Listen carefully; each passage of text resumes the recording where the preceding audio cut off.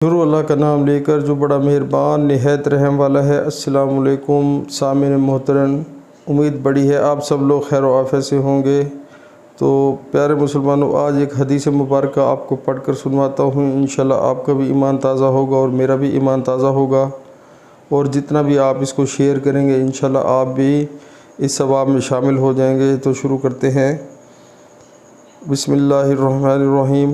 عبدہ بن صامت رضی اللہ تعالیٰ عنہ جو بدر کی لڑائی میں شریک تھے اور لیلۃ العقبہ کے 12 نقیبوں میں سے تھے، فرماتے ہیں کہ رسول اللہ صلی اللہ علیہ وآلہ وسلم نے اس وقت جب آپ کے گرد صحابہ کی ایک جماعت بیٹھی ہوئی تھی، فرمایا کہ مجھ سے بیعت کرو اس بات پر کہ اللہ کے ساتھ کسی کو شریک نہ کرو گے، چوری نہ کرو گے، زنا نہ کرو گے، اپنی اولاد کو قتل نہ کرو گے، اور نہ عمدن کسی پر کوئی ناحق بہتان باندھو گے، اور کسی بھی اچھی بات میں اللہ کی نافرمانی نہ کرو گے۔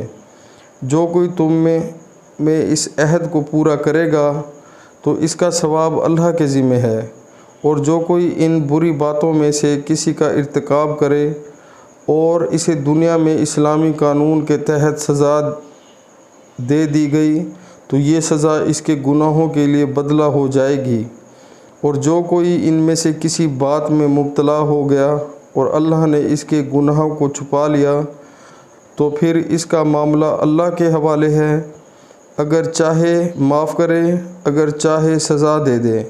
عبدہ کہتے ہیں کہ پھر ہم سب نے ان سب باتوں پر آپ صلی اللہ علیہ وآلہ وسلم سے بیعت کر لی۔ سبحان اللہ۔ پیارے مسلمانوں، اس حدیث مبارکہ میں حضور پاک صلی اللہ علیہ وآلہ وسلم نے بتایا ہے کہ کن کن باتوں پر ہمیں عمل کرنا چاہیے تو ہم سچے اور پکے مسلمان بن جائیں گے۔ یعنی کہ ہمیں قتل و غارت سے بچنا چاہیے، جھوٹ بولنے سے بچنا چاہیے، کسی کو اللہ کے ساتھ شریک نہیں بنانا چاہیے۔ تو پیارے مسلمانوں، اللہ تعالی ہمیں اس حدیث مبارکہ کو سن کر اس پر عمل کرنے کی توفیق عطا فرمائے، اور 5 وقت نماز باجماعت پڑھنے کی توفیق عطا فرمائے۔ پیارے مسلمانوں، دنیا کی زندگی عارضی ہے اور آخرت کی زندگی ہمیشہ رہنے والی ہے، تو عمل کریں انشاءاللہ اللہ تعالی مدد فرمائیں گے، بہت فائدہ ہوگا۔ عمل کریں۔ السلام علیکم ورحمۃ اللہ وبرکاتہ۔